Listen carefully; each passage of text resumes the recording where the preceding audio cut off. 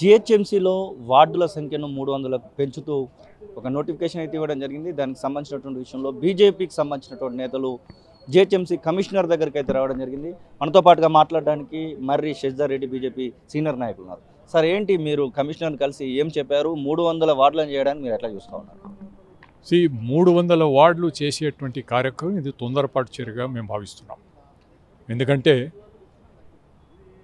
December 1, 2 తేదీల్లో ordinance జారీ చేసి 3వ తేదీ నాడు మర్జర్ సంబంధించినటువంటి జీవో జారీ చేసి 9వ తేదీ నాడు 300 వార్డుల డీలిమిటేషన్ను ఈ విధంగా ప్రకటించడం ఇది చాలా తొందరపాటు చర్యగా చెప్తున్నాను మేము గమనిస్తున్నాం.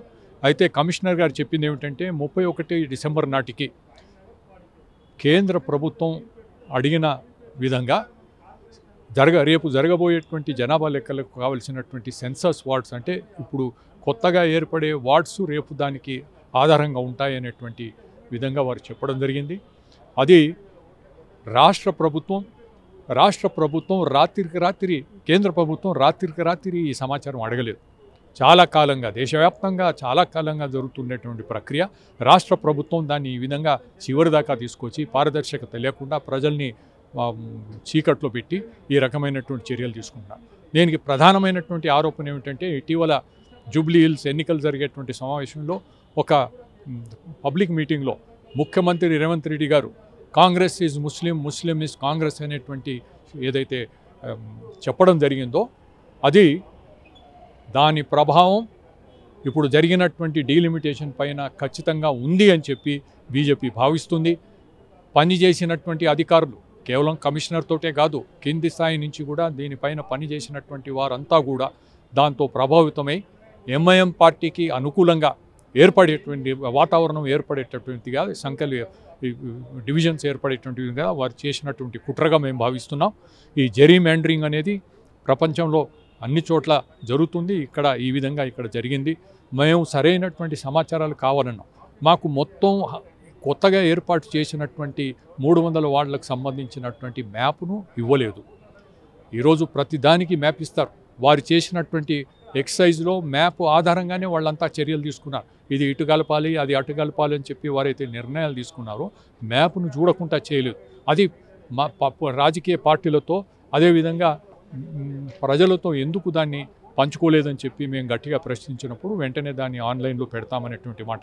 అంతకుముందు అధికారులు ఏమన్నారంటే అన్నీ అయిపోయిన తర్వాత చివరిలో మేము మ్యాప్ ఇస్తామంటే అన్నీ అయిపోయిన తర్వాత అన్నీ వాళ్ళు కప్పుపుచ్చుకోవాలనేటువంటి ఈరోజు నిలదీయడంతో వారు వెంటనే దాన్ని బయట పెడతామనేటువంటి మాట అన్నారు.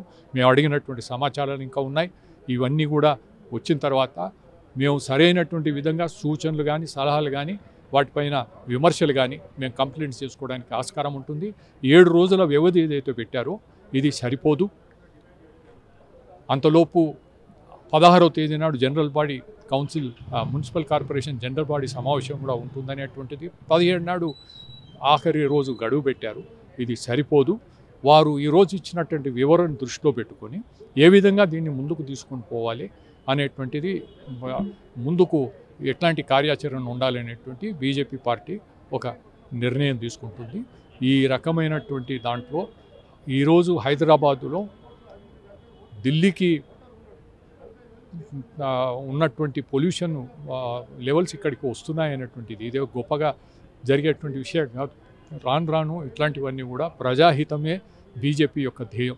అందరికీ మంచి జరగాలి, సరైనటువంటి పాలన ఉండాలి, సరైనటువంటి సేవలు అందించేటువంటి విధంగా వ్యవస్థ ఉండాలి.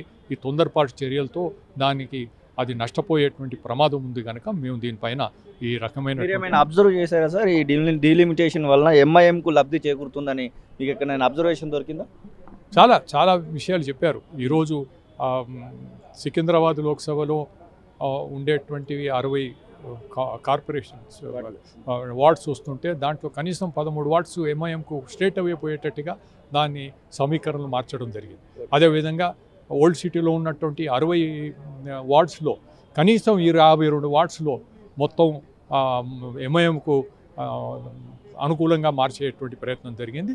హిందువులు అధికంగా ఉన్నటువంటి చోట కూడా దానికి ఇష్టానుసారంగా వాడిని విభజించి ఎంఐఎంకు అనుకూలంగా దీన్ని తయారు చేయడానికి చర్యలు తీసుకోవడం జరిగింది. ఇది వారికి చెప్పడం జరిగింది. ఇంకా పూర్తిగా వివరాలు ఇస్తాం. అయితే ఈ వారం రోజుల గడువు సరిపోదు. అది మాత్రం చాలా క్లియర్గా ఉన్నాం. మేము పార్టీలో ఆలోచన చేసి తదుపరి చర్య గురించి ఆలోచన చేస్తాం. ఇది మరి శశిధర్ రెడ్డి చెప్తున్న మాటలు. మొత్తం మీద జిహెచ్ఎంసీ వార్డుల పెంపు అనేది మాత్రం ఒక రచ్చకైతే దారితీస్తుందని చెప్పుకోవచ్చు. మరి ఏం జరుగుతుందో అనేది వేచి చూడాల్సినటువంటి అంశం. కెమెరా పర్సన్ ఆజార్తో కలిసి శ్రీనివాస్, తొలి వెలుగు, హైదరాబాద్.